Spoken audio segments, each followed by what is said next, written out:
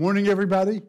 Just want to add my welcome. By the way, there's a crowd's going all the way back to the Hyatt. So if anybody wants, there's still a handful of seats up here, in here. So if anyone wants to come closer, because they're going way back in the room, feel free to do it. Thanks again for coming. What I wanted to do today is just kind of introduce the day. I'm going to talk a little bit about the business results of Autodesk, and then talk about the big trends. Yeah, I know I've had conversations with many of you. Many of you have been with us at places like Autodesk University, where we described kind of Autodesk's point of view of what the world looks like and where the world is going, particularly the world of design and engineering and media and entertainment. And so we've spent a fair amount outlining the idea. I want to just review it briefly and then turn it over to Amar, who will talk more about specific products and then individual things we're doing, but hopefully be able, first off, to put this all in a bigger context for you. So first thing is, let me just review business results with you. Last year, we finished revenue at about $2.2 billion. You know, when we gave our guidance at the beginning of the year, which is always one of those interesting exercises, is forecasting what the economy will look like, we predicted that we would grow by 10% last year. I got an endless amount of grief from the financial community when we said we thought we could grow at 10% because people were still worried about what was going on with the financial matters in the US, as well as the spreading contagion in Europe. And there was just a sense that the financial world was coming to an end for the second time in the last few years. As it turned out, we finished the year, we grew at 14%. Business was robust, and remarkably, business was robust across the world. And that was one of the things that I found gratifying, particularly a resurgence of the economy in the US. One of the things is that given Autodesk diversification across businesses, across industries, across geographies, we're actually a pretty good representation of where the world economy is going. You know, 75% of our business is outside the United States, and you know, we have a fair representation in media and entertainment, manufacturing, and architecture and construction. So people tend to look to us as a proxy for the overall GDP. Okay, so financial results were good. They continue to be solid. We've demonstrated our ability to give growth in the mid-teens during kind of not fantastic, but decent and normalized economic times. Let me move on to where we're going. About 2 years ago, we started talking very publicly about what we thought was the big change in the computing landscape, the big change in the computing platform. We'd started working on this earlier, and you know, what we outlined is not just the world of us as individuals, but all of us as businesses was going to change dramatically to one in which the computing platform became one of mobile and social and cloud. And I think a lot of people at the time kind of nodded their head and didn't really appreciate what we were saying, or gave it only, you know, kind of a nod like, yeah, everybody's doing that too, as though it was some kind of cloud dust we were trying to sprinkle. But I think we were trying to talk about something that we thought was a fundamental shift in the way people were going to do their work, the way that people were going to do engineering and design, the way people were going to create and consume engineering and design data. And from the very beginning, we thought this was the most important shift that we've seen. So it's the most important shift I've seen since the very beginning of when I was working, as the world moved from mainframes to workstations. It's much bigger than the shift to PCs, bigger than the shift from DOS to Windows, is that the entire computing landscape is being redefined. So if you go back in the Wayback Machine, there are probably some of you remember buttons and knobs and dials on keyboards like that, hooked up to workstations with a whole bunch of peripheral devices. And even today, while that picture has evolved from the one of the workstation-centric, it's really moved to the one of the PC-centric. And regardless of the size of the enterprise, if you were to put yourself 5 years ago, what you would have said is everybody who came to work, came to an office, they sat down, most likely at a Windows PC, and a handful of Macs. They were on a local area network. The storage was on something like a Z drive. There was some kind of NAS or, attached storage in some way. And that was the work environment. And it really was PC-centric. And you would end up emailing the stuff around, and people would run Outlook, and you'd say stuff to each other like, when I get back to the office, I'll send you that file. That's the world we all lived in, and it really didn't matter if I went and visited the biggest auto companies or aerospace companies who are customers, or I went to the small machine shop or architecture firm down the street. It was just one of scale, but essentially, everybody was running the computing infrastructure in the same way. And we decided that was not the way it was going to be in the future. And what I want to do is just walk through some of the things we've done in those 2 years since Jeff and I stood on stage and started to describe this transformation. I want to talk about how we measure, because it's one thing to assert that the world is changing, but I want to give you some insight into how we're measuring that the world is really changing. So here, for example, here's an image of a mechanical part. It was rendered in the cloud. It's part of our online rendering service. So pretty simple, the idea of offloading your PC to be rendering in the cloud. We just introduced the service in the last 6 months. We've had a couple 100,000 jobs already submitted, and we've consumed a couple million core hours of CPU rendering. We've barely announced the service, and we've kind of kept a lid on it because we were worried that it would be too popular. Response has been overwhelmingly popular.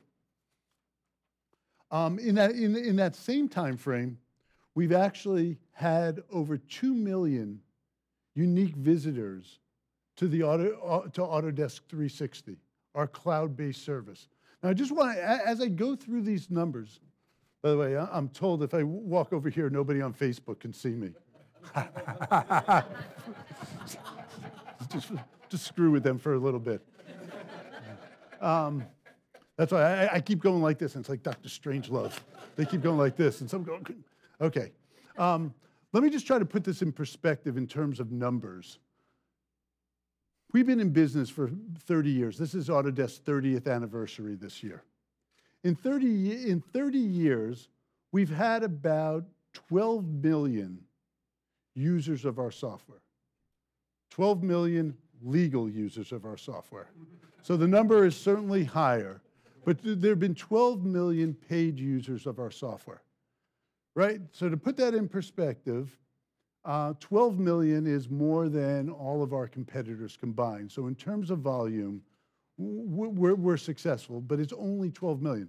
So as I go through these numbers of hundreds of thousands of people, millions of people, tens of millions of people, hold it up to 28 years to get to that first 10 to 12 million number of users.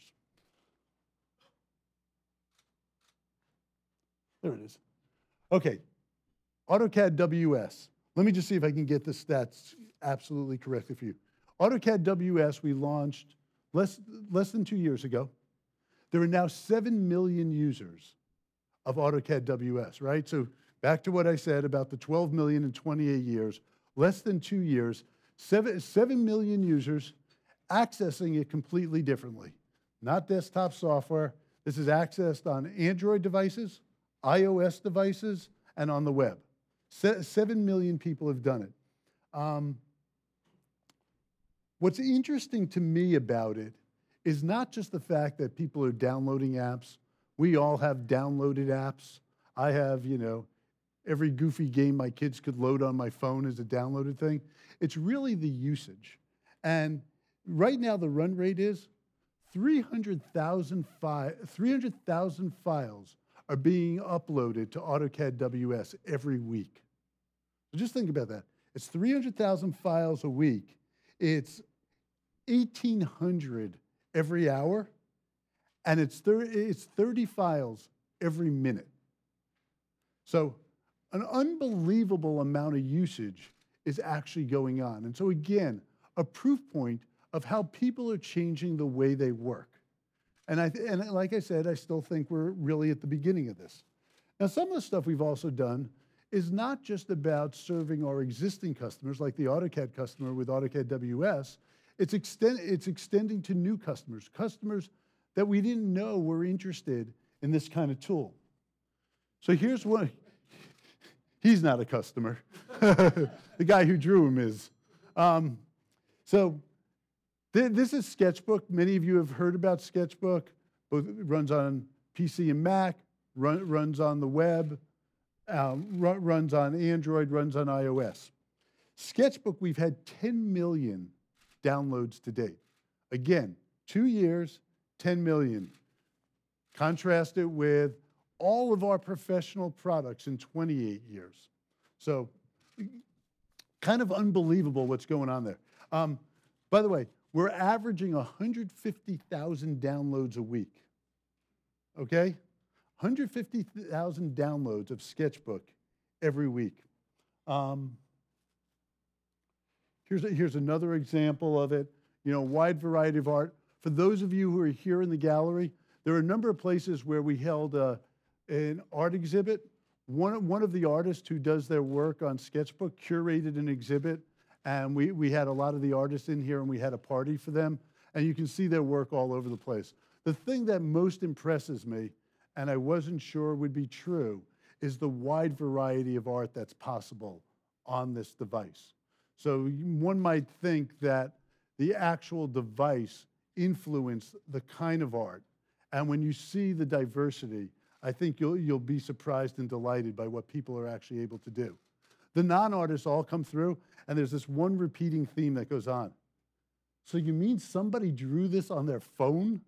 There's actually some great YouTube videos of people actually drawing it on their phone, because if you don't have much drawing skill, it is kind of phenomenal to imagine that somebody's finger painting on a screen that's 2 inches by 3 inches and creating some of that work.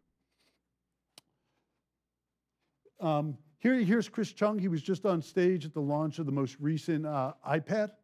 And during that time, over the next week, we actually doubled the number of downloads.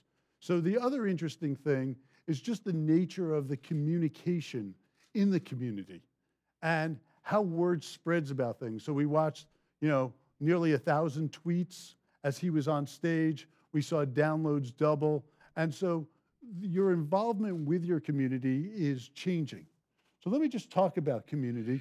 Our biggest community, our biggest creative community, is actually Instructables. And Eric will be here today to talk to you about Instructables and other things that we're doing around this segment of do-it-yourself and makers. Right now on Instructables, the run rate is we had 13 million unique visitors last month. So again, just to put it into context, to compare it with the other thing. So 13 million unique visitors a month. That's larger than Pinterest, for those of you who have watched the Pinterest wave take off. So it's more visitors than Pinterest, and it's more visitors than Instagram and Foursquare put together. So a really robust community and a sustained robust community. And I think it's important to watch what these communities are wanting to do online. Another one is Pixlr. Many of you who haven't seen it, online photo editing, web-based, Android, iOS. 21 million unique monthly visitors to Pixlr and its variety of offerings. 21 million people up there doing it. We just released Pixlr-O-Matic, which is a simple, easy-to-use way to change photos. This on the left and the right is the same photo with a different effect added to it. When we first introduced it, 1 million downloads happened in the first 10 days.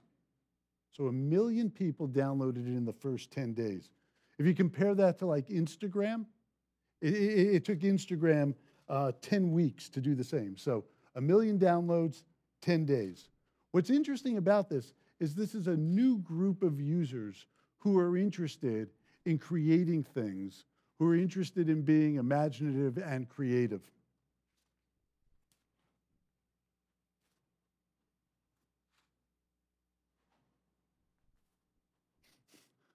So let me move now to some of the other stuff that we'll be talking more about today.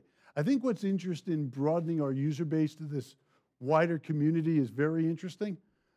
But I think you'd be mistaken if you walked away and you thought that our efforts were merely geared towards this new group of people. First of all, this new group that we often refer to as consumers, they may be consumers by night, but they're often professionals by day. And so these groups overlap. And so I wanted to talk about how important we think these new platforms are, this new computing platform is for all the professionals. And I think many people are underestimating it, as often happens with disruptive pieces of technology. They're often viewed as toys, as unimportant, as not meaningful, until it sneaks up and it takes the world by storm. So for example, here's something called force effect. And we'll be talking more about it. You'll see more about it during the day. Force effect motion, basically applications that are doing free body diagrams, as well as things like kinematics on an iPad. And at first everybody goes, hold on, this thing is just a consumption device. That's the criticism I used to hear. This is not real. Think about it. Think of how much processing power is in your iPad. Compare it, go back to the days when somebody would spend $100,000 for one of those workstations with a dial and button box next to it. This thing is many times more powerful.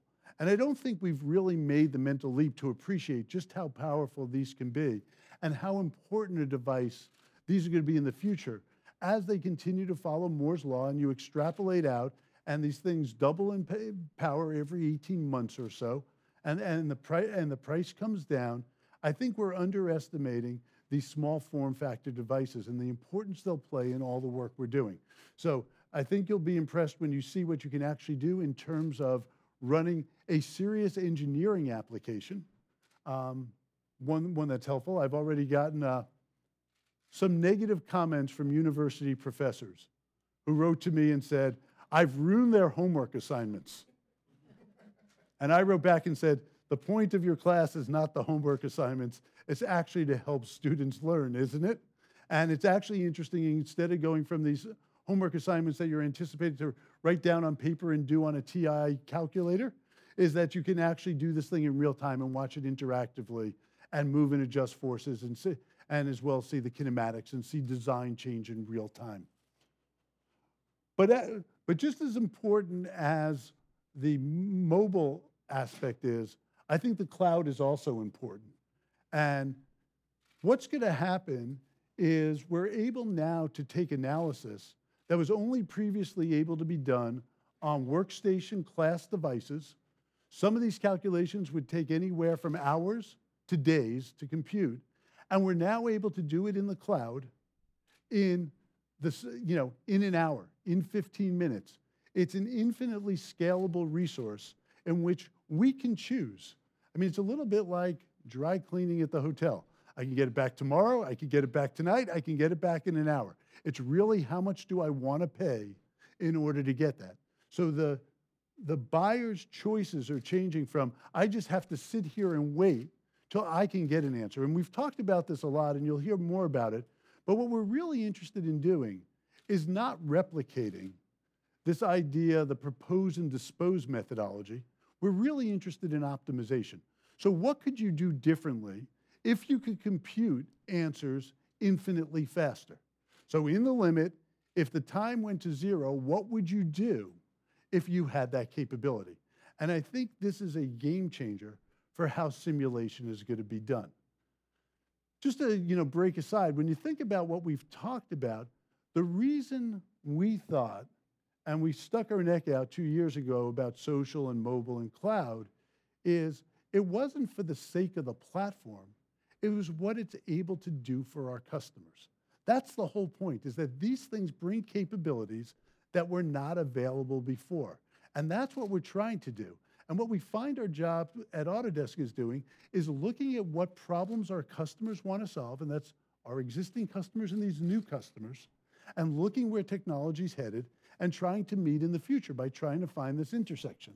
So I think simulation online, and while you're seeing it sitting on a desktop monitor, there's no reason you can't be looking at that result on your phone or your tablet. That's the way we're going to interact. The things that we're doing in our personal lives are setting our expectations for how we want to work and interact in our professional lives. Now, you're going to hear a lot about this today. You've probably already heard, a fair amount about this. We've moved and we've offered PLM 360. So this is our PLM offering in the cloud. We think it's a perfect application of the cloud. Two of the things that we see in the cloud that make sense. One is the high-performance computing aspect of the cloud, this infinitely scalable resource.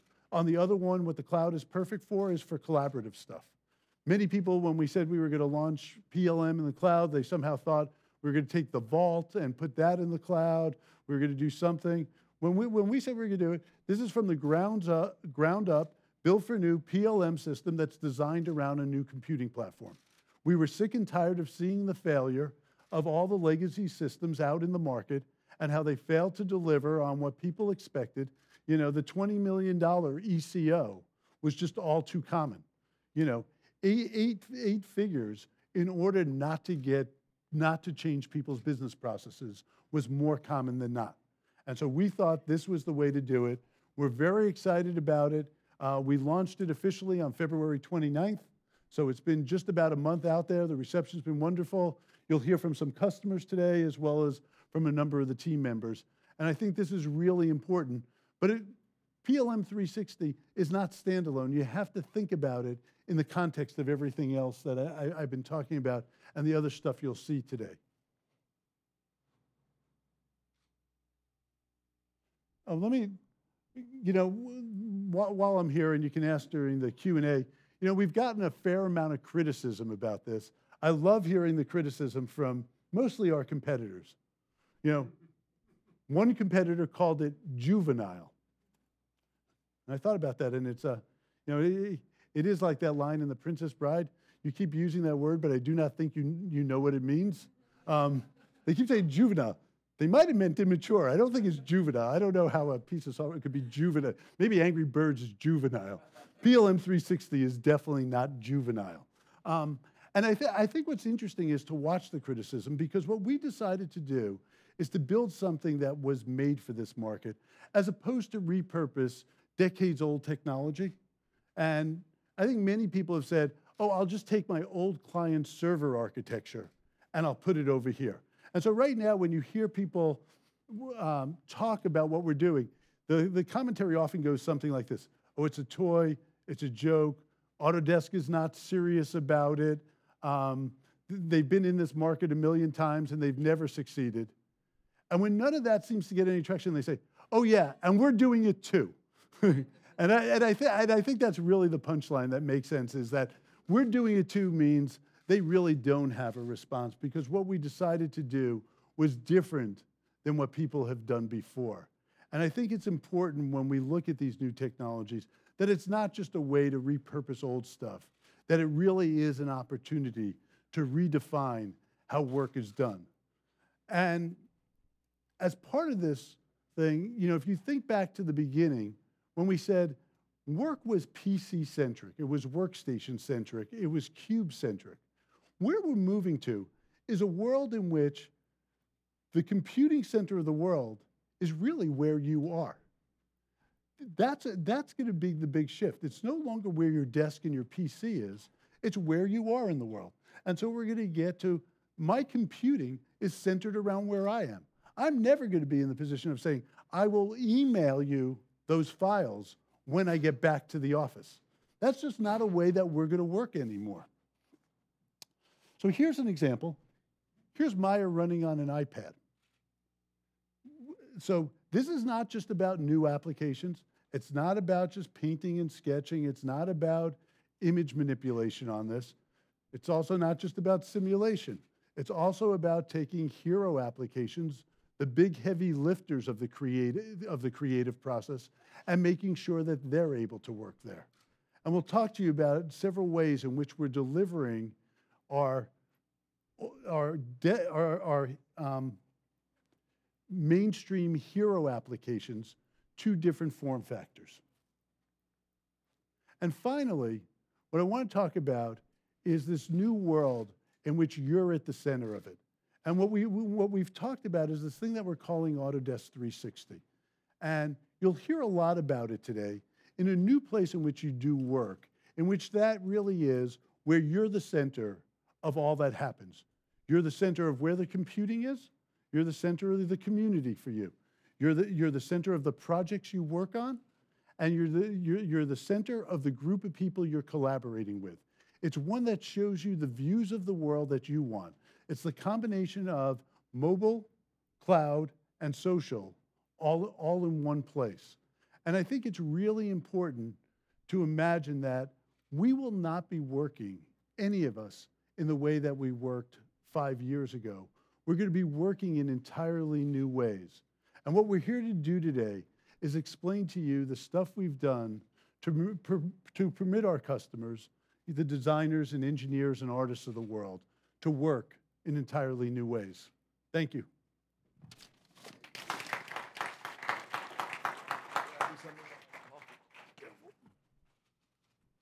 My turn? Okay. With this, my colleague. Yes, thanks, Carl. Actually, hand it to you. Thanks, Carl. My name's Amar Hanspal, and I'm the tribute from District 12. Sorry, that's my one reference to the Hunger Games that I'll make this morning. My name is Amar Hanspal, and I lead Autodesk's Information Modeling and Platform Group, which is one of the product groups here at Autodesk. And my role here today is to introduce to you the 2013 product family and to show how we're making progress against the vision that Carl just laid out, a future of cloud, social, and mobile computing at the heart of what we and our customers do. But to do that, I want to start by kind of looking back a little bit and reporting on the progress that we've made so far. Because same time last year, we were in front of you, we showed you the Autodesk Design and Creation Suite family, the 2012 product family. And then later in the year, we did introduce Autodesk's cloud and mobile services for both professional customers as well as all the consumer applications that you saw from Carl. Now, as Carl has been mentioning, we've seen great response from users, right? So we've seen millions of Autodesk customers respond to this and provide living proof that when infinite computing power is really put in the hands of these designers and creators around the world, they can do amazing things, like the examples that Carl showed. Now, if you add the numbers that you've been hearing, we've already exceeded not just 12 million, but 60 million users of our software. So we have more customers than ever before and happier customers than ever before. So our mission that we started 30 years ago with Autodesk, which was about democratizing design and creative technology, is now moving on to its next chapter, right? And what we're hearing from our customers on the desktop, cloud, and mobile software says that this message is responding with them. Now, in terms of looking back, I want to just sort of center ourselves again by thinking about what our customers do with the products that we provide them. And a great example are some of the wins that we have seen across industries like architecture, engineering, construction, manufacturing, media, and entertainment, or better yet, show one example that actually brings it all together. And the example that I'm going to show you is that of a gorgeous new stadium being built in Brazil. Of course, doesn't look like that. Are we stuck somewhere, Justine? Okay, somewhere, okay. That even looks better. But it's a stadium that's being built in Brazil for the upcoming World Cup. Here we go.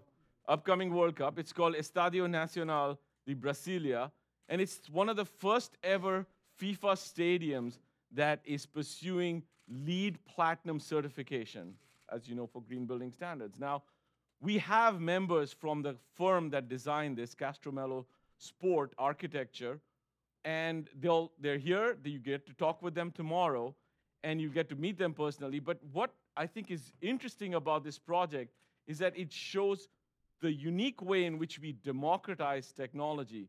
Because this is a small firm in Sao Paulo, Brazil, and they're winning work that you typically associate with very large design and engineering firms around the world. The other thing that is noticeable about this particular project is that, if you look at all the elements that go into making a stadium, it's a combination of building elements, structural elements. So there's roofs, structural support members, there's electronic screens, there's, and you think about what they must have done to win work, and going everywhere from presenting to, prospective clients, to generating models and drawings, to giving things to construction workers, and they used lots of mobile technology to make the stadium come alive. So this is a great example of the combination of both the democratization of technology, putting things in the hands of everyone, everywhere in the world, as well as cross-disciplinary workflows. So you have manufacturing, architecture, and media reflected in this one particular example, and only Autodesk can do both of those things. So now, what does this all mean? I mean, back to our mission, we, Autodesk, are here to democratize technology, and we are committed to that because what we want to do is help the smartest people in the world solve the world's toughest challenges. And there's lots to be done. Just open the newspaper. Sparking a revival in manufacturing, housing and transporting 7 billion people around the world, enabling access to clean water, which, by the way, 80% of the world doesn't have today, addressing the looming energy and climate crisis. There's a lot to be done. So there's big challenges, and our customers are really entrepreneurial and ingenious. They come up with new solutions, and their work as a result reflects this. It's changing constantly. And so, if you take a look at how this is playing out, let's take a look at the building industry. And while buildings might still perform the same function they did 500 years ago, the way they are being designed is changing dramatically. The way they look today, they stand out from all the other structures in a particular city. The way they are designed to perform, they're not just performing for occupancy anymore, they're performing for energy footprint now. And the manner in which they're constructed today is also changing dramatically. The building industry is borrowing lots of lessons from the manufacturing industry. They're fabricating and assembling buildings a lot like their counterparts might assemble a car in the manufacturing industry or in the factory floor. But the manufacturing industry itself is changing too, right? So where functional excellence in terms of building great products used to win business, today manufacturers have learned to add aesthetics, durability, sustainability concerns in selecting materials, all of which leads for them, as Carl was saying, optimization or analysis now has to become a core part of the design process because you're constantly trading off weight, material, durability. And they're also having to learn from film and games, that industry, because they have to compete for attention on the web or on television with their products, which means they need to showcase their products, tell stories, tell narratives about their products, much like movies would tell stories about characters. So while building is changing and manufacturing is changing, the movie or the film and game industry is changing too. And they're learning from actually the other two industries. I'll give you two examples here. First one, Electronic Arts. If you go play one of their games and you're struck by how lifelike their structures, their buildings, or urban landscapes are, well, that's because they're using real-world design data. So they're borrowing information created by the building industry or the civil infrastructure industry and incorporating that in their games. Another example comes from Digital Domain, who creates digital cars and automobiles, much like people actually create those in real world. Here's an example of a digital light cycle in one of their games designed by Daniel Simon, who actually designs Formula One racing cars in real life. Okay. So what does this all mean? What it means is, while our customer's fundamental problem, the one that they're trying to solve, right, designing for all these tough challenges in the world, have not changed. They're still trying to design better buildings, build better products, create more entertaining movies, their methods are changing dramatically, and they're getting more comfortable using a whole variety of technology to solve their problems. So today, when they design, they don't just design the product, they're designing it, they're thinking about how the factory or the assembly line will have to be modified to create that product. When they design buildings, they're not just designing rooms and spaces, they're thinking about mechanical structures and assemblies in terms of trying to bring those buildings together, which means that in order to do what they do today, they don't just design. They have to visualize, they have to simulate, they have to collaborate, they have to narrate, they have all these tasks to complete in order to reach their finished product. So no single product can do what they are looking to do, right? So the days of standalone products are really not the way to think about what Autodesk needs to do with its product line, right? Our customers need a cohesive, a range of products that work together, whether it's sort of cloud-centric products so that they can amplify the results that they can get with the power of the cloud and get that and apply that to the problem that they're looking to solve. Now, last year, this is what drove us to build out the Design and Creation Suites family. And it's been a success. We've made almost $600 million in suites-based products alone last year. We won bigger deals as a result of creating this cohesive portfolio of products. There was a 24% increase in our results in terms of million-dollar deals that we got. So, what we are saying is reflected. We're not just standing up here and saying, well, we want to sell our products in suites. It's actually what our customers want, and it is reflected with their purchasing decisions.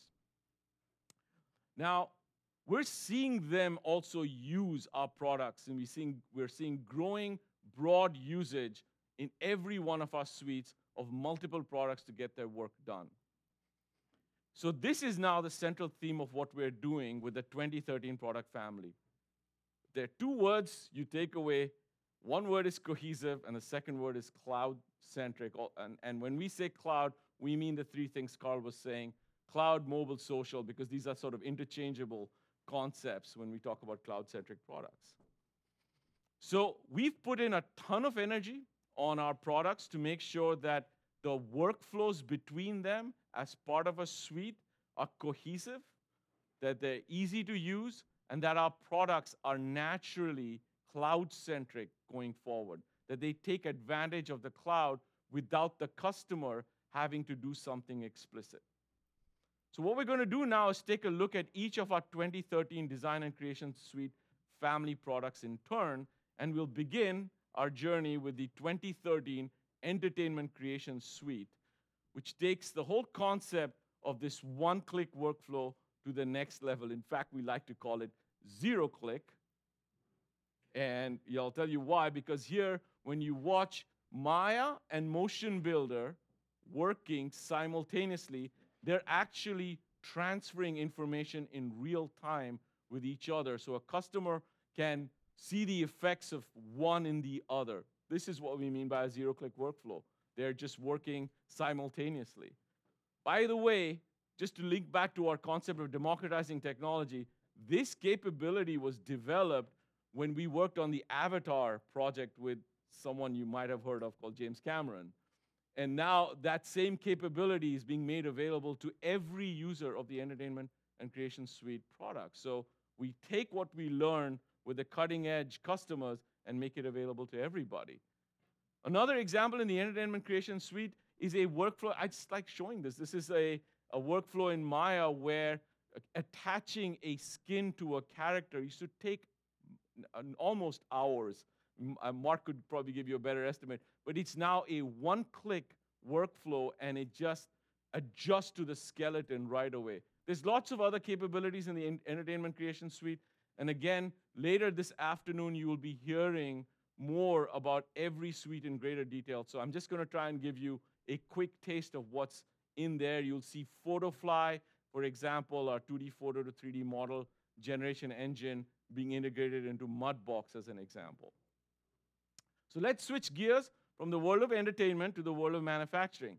and take a look at the 2013 Product Design Suite, which has these integrated workflows again, and you're seeing this theme of cohesion come through, where initial sketches all the way to rendered presentation is linked within that particular suite, right? There's a concept called the Product Design Launchpad that really brings the focus of the design task rather than the product to the forefront and lets you switch between applications depending on the task that you're trying to accomplish.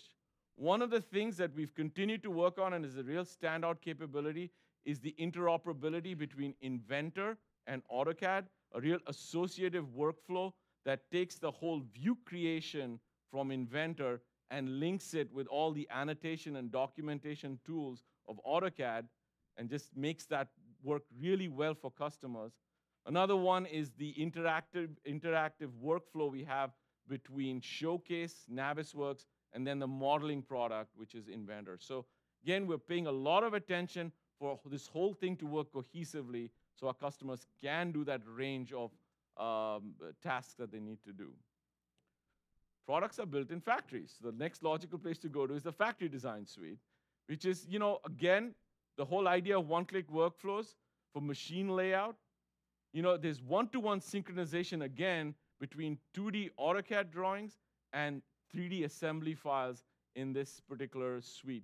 So there's this bidirectional associative workflow that just leverages existing data and expertise and just makes sure that and you have to be super accurate in designing these things, that this is, made very simple for our customers as part of the 2013 Factory Design Suite.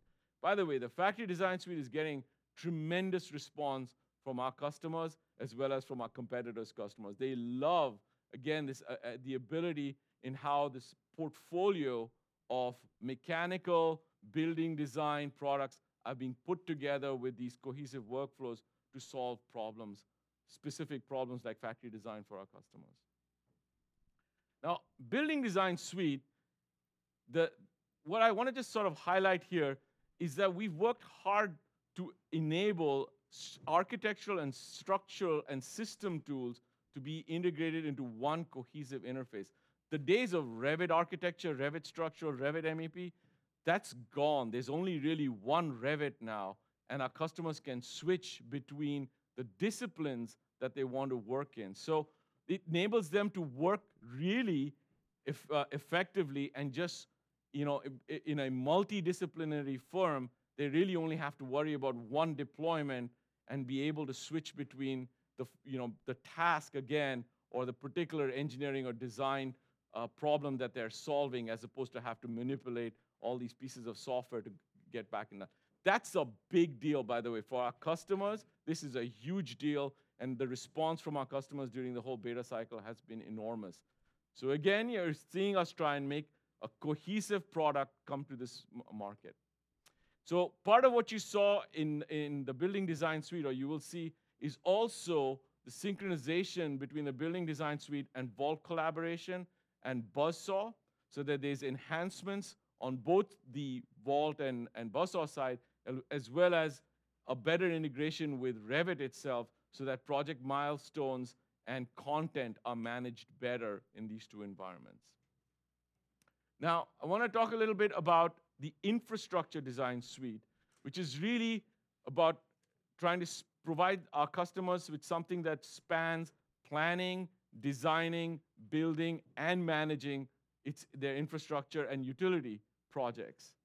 So there's a new tool in here called the Autodesk Infrastructure Modeler, which is really meant for the upfront exploration of design options, which is something our customers have not had really good tools to do in the past, and give them tools for analyzing project performance and visualization when they're communicating with project stakeholders in this critical phase of winning business. So when you think about BIM for infrastructure, we're really moving that concept forward and broadening that concept. Now, all along, you've heard me use one word, which is the word AutoCAD. So I'm not here to talk to you about the specific features we've added to AutoCAD, but the thing I want to highlight is that it isn't just in a few of our suites, it's in every suite. And it's really designed to interoperate extremely well with our modeling products, as well as with our presentation products like Showcase and 3ds Max, so that it bridges the world of communication with the world of design. Now, as you look at these products, and you'll get more time as we go through our discussions today, you'll notice that what we've said before, our commitment to build an interface that is consistent, continues. And all products increasingly look the same, they act, or their UI elements do the same thing in every product, and they are working cohesively. There's customizable one-click workflows, so our users can add workflows between products, and in fact, those workflows can extend to services that we provide in the cloud. So that's the whole element of cohesion that we're trying to bring forward as part of the 2013 product portfolio. Now, the second thing that we want to emphasize here is the cloud. And Carl has painted a really clear vision of where we're going. But I know, whenever I read any of your blogs, there's always this, well, what the hell is this cloud thing, And not a day goes by when you guys aren't bombarded by some press release claiming my cloud, your cloud, their cloud, his cloud, her cloud. And it's very easy to get sort of, caught up in the hype of, everybody wants to say that they're doing something on the cloud. But it's also really easy to underestimate or misunderstand how fundamentally this is changing the way of design and engineering. And I maybe want to repeat and emphasize what we are trying to do with the cloud, because we're not embracing it as a marketing term. Because back to our mission, we are here to democratize technology. And the cloud we see the cloud as a platform that allows us to get design and creation technology into the hands of anyone and anywhere. So it's the next wave of democratization, if you will. And it enables our current customers to also tap into what you might call infinite computing power or elastic computing power to really go and do extraordinary things. Now, all our cloud-based services are called Autodesk 360. We're building a single brand here and a single offering that we're going to provide our subscription customers to do all of this design, visualize, simulation that you've been hearing about, and enable them to collaborate and share their ideas, and also just access their own work wherever they may be. Now, let's talk about where we are today with what we're doing in the cloud. There are 3 words about what our cloud services do today for our customers. And they leverage the cloud in the way that the cloud excels. And those 3 words are find, connect, and crunch. Because what does the cloud do really well? What do you guys do every day? You look for things. You search for things. Now, the cloud is extremely good at finding things. Now, what is it a design, engineering, or a creative customer might look for? Well, they might look for designs they've already created and try and locate information there. Or they might look for components in their design like chairs or fixtures and select products to include in their design, or they may be looking for a particular character for their story. So the cloud takes all of this information, all of this content that exists in so many places around the world, and that's the example of the somebody finding a piece of product on the web. And the cloud organizes this information and makes it discoverable and then brings it to their doorstep, right? So in a second, there's the example coming up of the character here. So you saw the example of a product. Here's an example of a character. And you also might look for an application.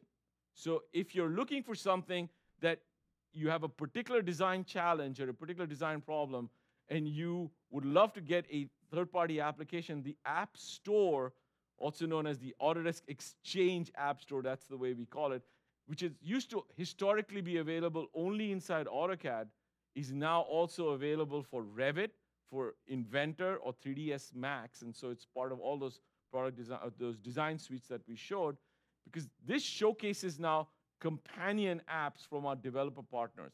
At this point, we have over 200 apps from our developer partners, and they're growing at a great rate every day.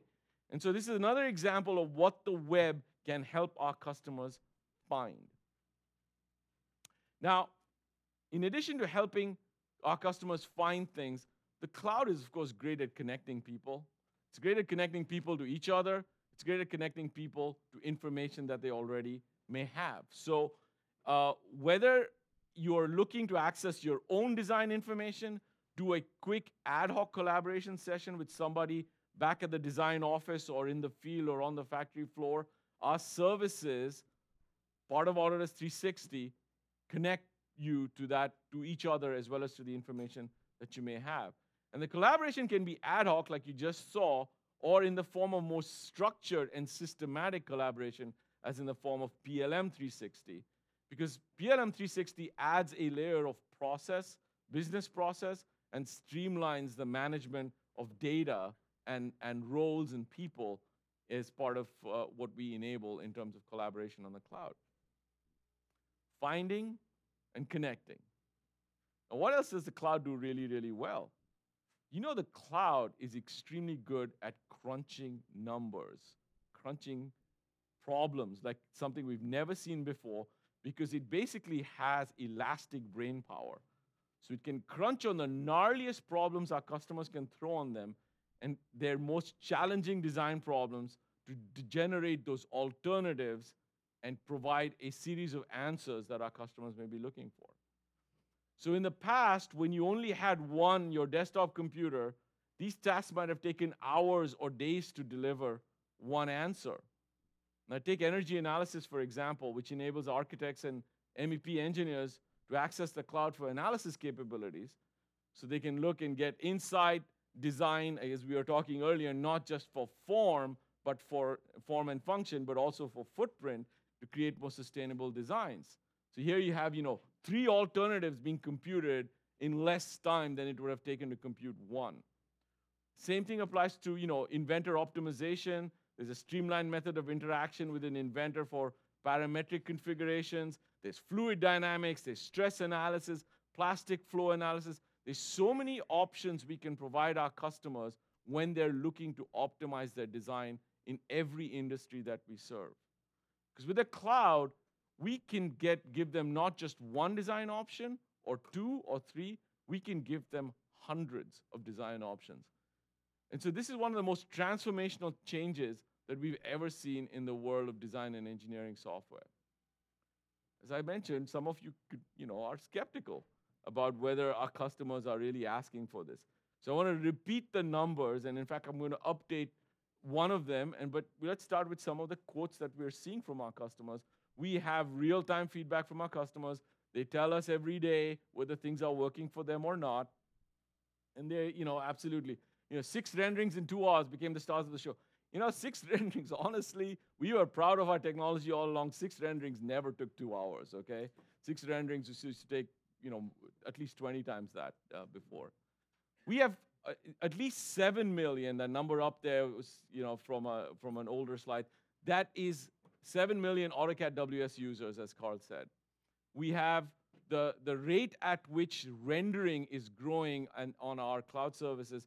Carl mentioned we've clocked almost 2 million compute hours, and it's growing at 22% every month, right? So we've been seeing, and by the way, that was with our rendering service only supporting Revit and AutoCAD 3D, okay? Only now have we gotten to the point where it's starting to support more and more types of data coming in, as like the inventor model that Carl showed. So if with this we're already seeing that much usage, we have to start understanding the cloud is not just something that Autodesk is talking about. This is where our customers are increasingly living, right? It's already becoming an embedded part of what they do every day in their design, engineering, and entertainment world. And we're not just talking about it like some of our competitors. They are actively delivering the products and services that go for that. Now, you're going to hear a lot more detail about everything I just showed you. And the one thing I just want to sort of remind you is the way we're making all of our products and web services available. We're making our products available through suites. So our primary product offering to our customers remains the Design and Creation Suite family. And then all the cloud services that you saw, they are being packaged as part of our subscription offering. So our subscription customers, which is the dominant majority, have access to all the cloud services that you saw. So in fact, when our customers combine suites and subscription, they get access to even more cloud capacity than customers who are just on standalone products. Okay. So for those of you here in San Francisco, I encourage you to check out all of these things that we've shown you on the suite workflows, on the cloud services in greater detail. And then you're going to hear firsthand from our customers about how all these technologies play a role in their everyday lives. And for those of you on the webcast, I'm not sure, oh, I should look there. For all of you on the webcast, you can, of course, attend a live session that will be coming to your region in the coming days or weeks. And thank you for your attention, and I hope you have a great day. Of course, I'll be around for the Q&A, and I'll turn things back over to you, Greg.